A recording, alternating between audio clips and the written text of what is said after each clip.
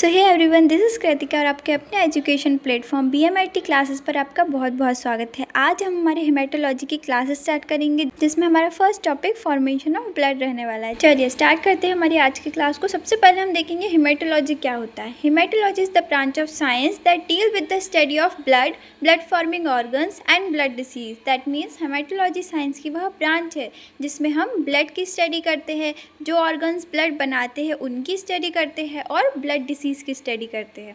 It include the study of aetiology, cause of disease and diagnosis, treatment, prognosis and prevention of disease. इसमें क्या क्या include है? Aetiology means disease होने का क्या कारण है या डिसीज़ क्यों हो रहा है, cause of disease. Diagnosis means क्या होता है? बीमारी को पहचानना। ट्रीटमेंट मीन्स बीमारी का इलाज करना। प्रोग्नोसिस मीन्स इलाज की प्रोसेस को देखना। Prevention of blood disease means blood disease होने से बचाव करना। अब देखिए हेमेटोलॉजी को यदि हम दो वर्ड में डिवाइड करेंगे तो एक हमारे पास हीम निकलेगा, दूसरा लॉजी। तो हीम मीन्स होता है blood and logy means study. So study of blood is called haematology. हेमेट का फर्स्ट टॉपिक है formation of blood, that means blood का निर्माण।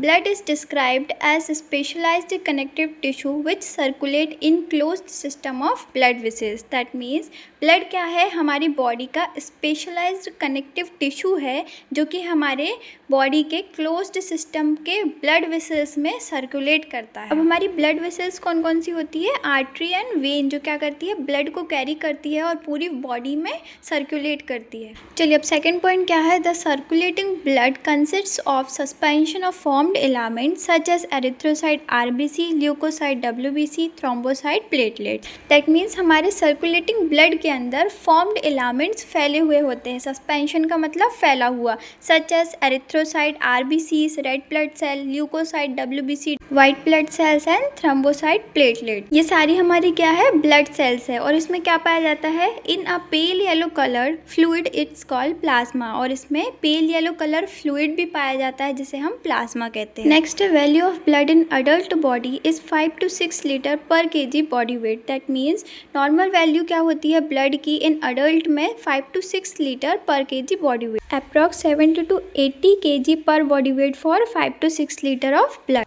नेक्स्ट है फंक्शन ऑफ ब्लड। फर्स्ट है transport of oxygen. Transport of oxygen from lung to tissue and carbon dioxide from tissue to lungs. That means blood क्या करता है? Transport करता है oxygen को लंग्स से टिश्यू में और कार्बन डाइऑक्साइड को टिश्यू से लंग्स में। नेक्स्ट है transportation of absorb fatty acid, monosaccharide and amino acid. ये और क्या ट्रांसपोर्ट करता है? Absorb fatty acid means fat, lipid, monosaccharide means type of carbohydrate and amino acid क्या है? न्यूट्रिशन। थर्ड है transportation of hormones, vitamins and salt, cations and anions. Cation कौन कौन से? हमारा सोडियम, पोटाशियम, मैग्नीशियम। एनायंस क्या है? Chloride, sulphate and carbohydrate. Blood क्या करता है? हार्मोन्स को भी ट्रांसपोर्ट करने का काम करता है, जैसे कि ग्रोथ हार्मोन्स, विटामिन को ट्रांसपोर्ट करने का काम करता है और साल्ट्स। फोर्थ है defence against infection by WBC, white blood cells and antigen. हमारे ब्लड में प्रेजेंट WBC सेल्स क्या करते हैं? इम्यूनिटी में हेल्प कराते हैं। और एंटीजन क्या होता है? हमारी बॉडी में एंटीबॉडी का प्रोडक्शन कराता है, जो कि हमारी बॉडी को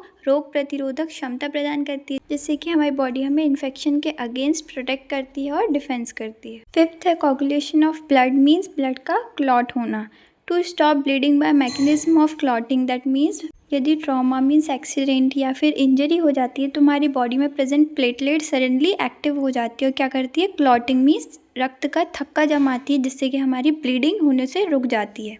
नेक्स्ट है regulation of normal acid base balance. Blood क्या करता है? हमारी बॉडी में नॉर्मल एसिड बेस बैलेंस को भी मेंटेन करके रखता है। नॉर्मल pH क्या होता है बॉडी का? 7.4। सेवन्थ है रेगुलेशन ऑफ बॉडी टेम्परेचर। ये क्या करता है? हमारे बॉडी टेम्परेचर को भी मेंटेन करके रखता है। नॉर्मल बॉडी टेम्परेचर कितना होता है? 37 डिग्री सेल्सियस और room temperature 25 degree Celsius ±5 degree Celsius. Next है excretion, transport of metabolic waste to the lungs, kidney, skin and intestine for remove. अब ब्लड क्या करता है? हमारी बॉडी के मेटाबोलाइक वेस्ट को लंग्स, किडनी, स्किन और इंटेस्टाइन तक पहुंचाता है ताकि वो बाहर ट्रांसपोर्ट की जा सके। नेक्स्ट है regulation of water value. Transport of metabolites. ये क्या करता है, हमारी बॉडी में वाटर वैल्यू को भी मेंटेन करके रखता है। मेटाबोलाइट्स क्या है, हमारी बॉडी के अंदर प्रेजेंट स्मॉल मॉलिक्यूल्स होते हैं जो कि ब्रेक डाउन करते हैं फूड का, ड्रग्स का एंड केमिकल प्रोसेस करते हैं। नेक्स्ट है haematopoietic system of the blood. Haematopoietic क्या होता है, haematopoietic is the production of blood cells, that means blood cell का निर्माण ही हिमेटोपोइटिक कहलाता है। ब्लड सेल बनने की प्रक्रिया को हिमेटोपोइटिक कहते हैं। इसमें सबसे पहले क्या होता है, production, second development and third maturation. Next है it consists of production of blood cells. कौन कौन सी ब्लड सेल्स की बात हो रही है, erythrocyte means RBC, leukocyte WBC, thrombocyte platelets की। अब देखेंगे site of poiesis of blood cells, that means blood cells कहाँ बन रही है, ब्लड सेल्स का निर्माण कहाँ हो रहा है। साइट देखेंगे हम first, foetus less than 2 month. Less than 2 month का मतलब है कि बच्चे के जन्म से पहले ब्लड सेल्स का प्रोडक्शन कहाँ हो रहा है, यॉर्क सैक में, माँ के गर्भ में। देन सेकेंड है फ्रॉम 2 to 7 मंथ, कहाँ हो रहा है, लीवर और स्प्लीन में, अभी भी बच्चा कहाँ है, गर्भ में ही। फिर थर्ड है after birth 3 month, that means birth के 3 मंथ बाद कहाँ होगा, बोन मैरो में। फोर्थ है full term infant, that means बच्चे के पूर्ण तरह से विकसित होने के बाद भी ब्लड सेल्स का प्रोडक्शन कहाँ होगा, बोन मैरो में। फिफ्थ है चिल्ड्रंस एंड एडल्ट्स में भी ब्लड सेल्स का प्रोडक्शन कहाँ हो रहा है, बोन मैरो में। अब नोट देखेंगे, in adults all blood cells are produce in bone marrow, means adult होने के बाद या फिर 3 मंथ के बाद लाइफ टाइम ब्लड सेल्स का प्रोडक्शन कहाँ होगा, बोन मैरो। सो गाइस, मेरे हिसाब से टॉपिक कवर करने से ज़्यादा टॉपिक को समझना ज़रूरी है, इसीलिए हम आगे का पार्ट नेक्स्ट वीडियो में कवर अप करेंगे। आई होप ये वीडियो आपको समझ में आई होगी। Thank you so much for watching.